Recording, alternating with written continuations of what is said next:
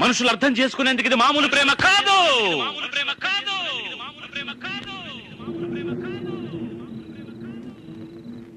అగ్నిలాగా స్వచ్ఛమైనది.